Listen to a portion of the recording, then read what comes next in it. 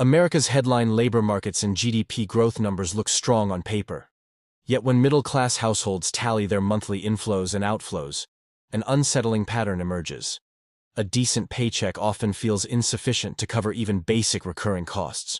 This feeling is widespread among households typically defined as middle class, those earning between roughly 2/3 and twice the U.S. median household income.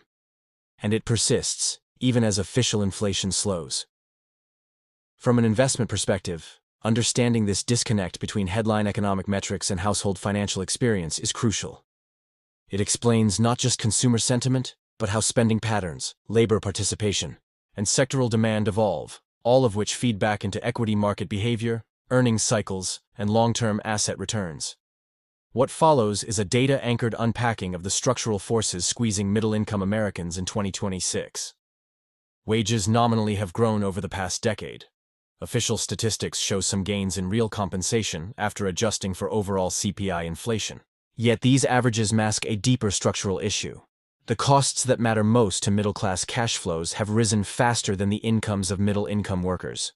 When economists talk about inflation, they often refer to the Consumer Price Index or the Personal Consumption Expenditures Price Index measured by the Federal Reserve and Bureau of Economic Analysis. Those headline measures suggest inflation has moderated toward the Fed's long-run targets, with PCE around 2.6% on a 12-month basis. However, tailored baskets representing the spending patterns of middle-income families tell a different story. The Pramerica Household Budget Index, constructed using BLS and census data, shows middle-class necessities, groceries, utilities, gasoline, and transportation costs, rising at roughly 3.2% over the year, outpacing CPI. This mismatch is the essence of the squeeze. Real income growth after adjusting for those middle-class specific cost drivers remains muted. Employers' planned salary increases for 2026 hovered around 3.5%, only marginally above recent inflation readings, and with many firms pulling back on larger raises amid slower economic momentum. From an investment lens, this dynamic matters. Corporations facing tight margins cannot simply offset rising labor costs with higher prices without dampening demand.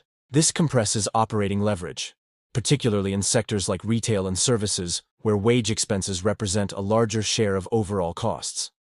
Housing remains perhaps the single largest financial burden for middle-income households. Even with interest rates lower than the peak mortgage rate highs of recent years, home prices and rents have remained elevated in many regions. According to data from the Harvard Joint Center for Housing Studies, 65% of working-age renters spend a disproportionate share of their income on housing, and even many with full-time employment struggle with affordability. Consider how this plays out in cash flows. If a household spends 35% or more of gross income on rent or housing costs, above the traditional 30% threshold, the portion of income available for discretionary spending shrinks rapidly. This affects demand patterns for non-essential goods and services, reducing spending in cyclical sectors and altering revenue expectations for firms reliant on middle-class consumer demand. Moreover, high housing costs mean fewer households build meaningful equity or asset wealth through home ownership. Ownership has historically been a bedrock of middle-class wealth accumulation in the U.S., but rising entry costs and down payment barriers have constrained this path for many. The result is greater dependence on rental markets and higher household leverage. Healthcare is another area where middle-class finances are being stretched. Premiums, deductibles, prescription costs, and non-covered services have all trended upward for decades, a phenomenon well documented in health economics research. While Medicare and employer-sponsored plans help a segment of the population, many middle-income families without generous plans face large out-of-pocket expenses. These payments act like a recurring expense that can resemble a tax on consumption, leaving fewer dollars for savings or investment. The broader implication for financial markets is that households allocate larger portions of income to non-discretionary spending categories. This changes the composition of consumer demand. Essential services and lower-priced goods become priorities, while discretionary sectors, especially luxury and higher-margin services, may see constrained growth among middle-income cohorts. Another dimension feeds the perception of feeling broke: the distribution of asset returns. Even as stock markets and other asset classes reached record highs in recent years, the participation of middle-class households in these markets remains limited compared to higher-income groups. Wealth concentration statistics show that the top income tiers hold a disproportionate share of financial assets, enabling them to benefit more from capital gains and dividends. This diverging return dynamic means that while aggregate household net worth might be increasing, largely due to asset price inflation, the median household sees far less benefit. From the perspective of an investor analyzing consumer trends, this divergence explains why broad market growth does not necessarily translate into broad consumer confidence. It also affects sector rotations. Luxury goods and premium services often outperform basic consumer staples when asset holders feel wealthier, even as non-asset holders retrench their spending. Surveys provide insight into the perception of financial strain. Multiple independent national surveys indicate that a consistent majority of middle-income Americans report that their incomes are not keeping pace with the cost of living, even when inflation measures appear moderate. One national survey found around 65% of respondents say their income falls behind living costs, a figure that has remained high for successive quarters. This persistent sentiment influences consumer behavior.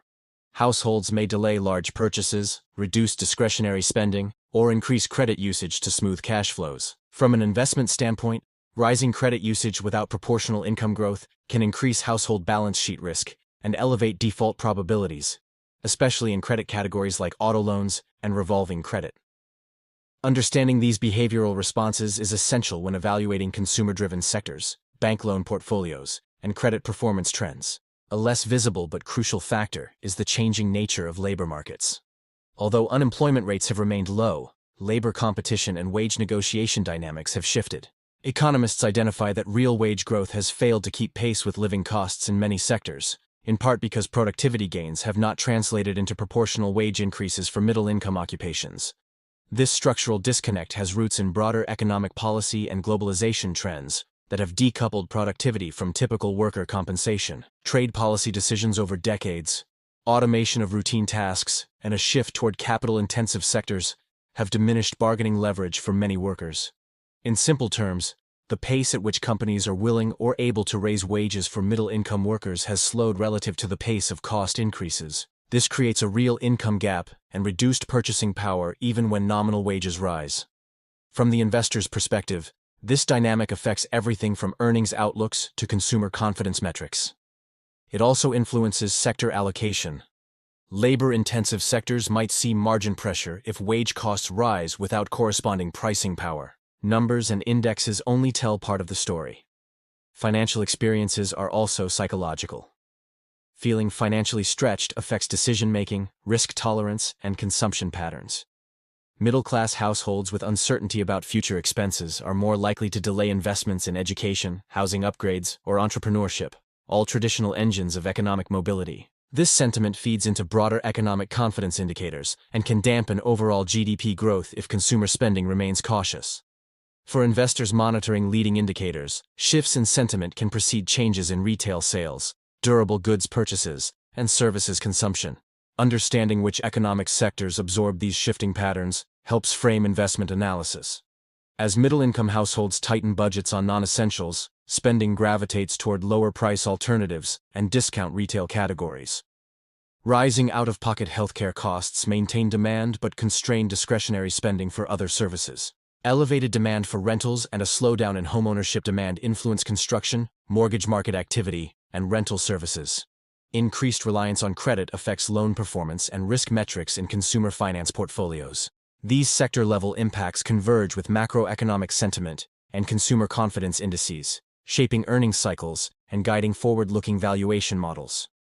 In summary, the perception held by many middle-class Americans in 2026 that they feel broke even with a decent income is not merely anecdotal.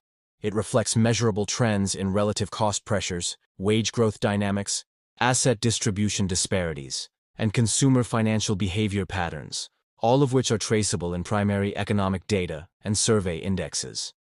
These forces shape household cash flows and consumption decisions. They also ripple into corporate earnings forecasts, sectoral performance, and broader market dynamics that intermediate investors must track when assessing risk and opportunity. Understanding how middle-class households allocate their income provides critical insight for investors analyzing U.S. markets in 2026. Data from the Bureau of Labor Statistics and the Federal Reserve indicate that a significant portion of earnings continues to go toward essential expenditures such as housing-related costs, healthcare, transportation, and education. Even with modest wage increases, households are increasingly prioritizing these core needs, leaving less available for discretionary spending. This allocation pattern has measurable effects on sectors dependent on consumer demand. Industries offering essential goods or affordable services tend to maintain stable revenue streams, while sectors reliant on discretionary purchases experience slower growth. Consumer spending patterns also vary across income levels. Surveys show that higher-income households drive a disproportionate share of overall spending, whereas middle-income households often face constrained purchasing power. This divergence explains why headline consumption data may appear strong even when many households feel financially stretched.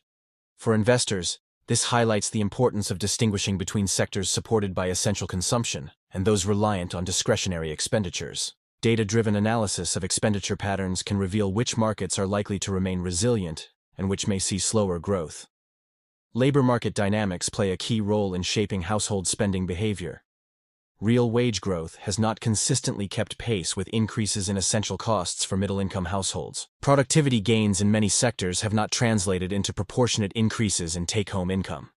As a result, households adjust their spending, focusing on core needs and reducing discretionary expenditures.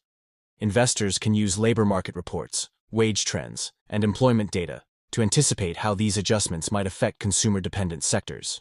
Industries providing essential goods, value-oriented products, or cost-efficient services often demonstrate greater stability in such environments. Another important consideration is the recurring financial obligations households face. Even without borrowing or credit-related instruments, families allocate income toward ongoing expenses such as utilities, transportation, healthcare, and education. These recurring costs influence cash flow patterns and, in turn, sector performance. Companies offering products or services aligned with these priorities are likely to experience steadier demand. Analysts can leverage expenditure surveys and market data to identify trends in consumer behavior, improving the accuracy of sector forecasts and portfolio allocation decisions. Housing-related expenditures continue to impact household budgets. Rental and utility costs represent a substantial portion of income for many middle-income families. Data from Harvard Joint Center for Housing Studies indicate that a majority of working-age renters spend a large share of their earnings on housing-related expenses. This pattern affects discretionary spending, influencing demand for non-essential goods and services. Investors evaluating sectors related to consumer products, retail, and services can use these insights to identify areas of resilience and potential weakness. Income segmentation also shapes investment considerations. Middle-income households tend to prioritize essential expenses, while higher-income households contribute disproportionately to discretionary spending growth. This divergence creates differing demand patterns across sectors. Companies providing essential goods or services, affordable options, and value-focused products tend to perform consistently, while businesses dependent on luxury or high-margin discretionary items may face volatility in sales and revenue. Monitoring these patterns through consumer surveys, expenditure tracking, and market reports enables investors to make informed allocation decisions. Consumer priorities are increasingly focused on essentials and predictable expenditures. Households adjust spending to balance costs while maintaining core needs, a pattern reflected in sectoral performance. Industries offering essential goods, cost-efficient services, and value-oriented products exhibit relative stability, even when broader consumer confidence fluctuates. Investors can use these behavioral insights to target sectors that are less sensitive to discretionary spending swings, supporting portfolio resilience. Understanding these dynamics also involves analyzing sectoral sensitivity to household income and spending. Middle-income households' prioritization of essential expenses over discretionary consumption affects demand across retail, services, and non-essential product sectors. Investors can identify potential performance differences by comparing data on household spending allocation with revenue performance and earnings trends in consumer-focused companies. This approach provides actionable insights for portfolio strategy, without relying on speculative or interest-based financial instruments. Long-term portfolio planning benefits from focusing on predictable spending patterns and stable demand drivers. Sectors aligned with essential consumption, affordable services, and value-oriented products offer opportunities for consistent performance. By tracking household expenditure trends, income allocation, and consumer behavior, investors can refine allocations and mitigate exposure to sectors susceptible to discretionary spending reductions. Data-driven strategy supports informed decision-making and highlights opportunities in resilient markets. In summary, intermediate investors navigating the 2026 market environment should focus on household income allocation, recurring expenditures, and spending priorities. By analyzing patterns in essential consumption and discretionary adjustments, it is possible to identify sectors with steady demand and make informed portfolio decisions.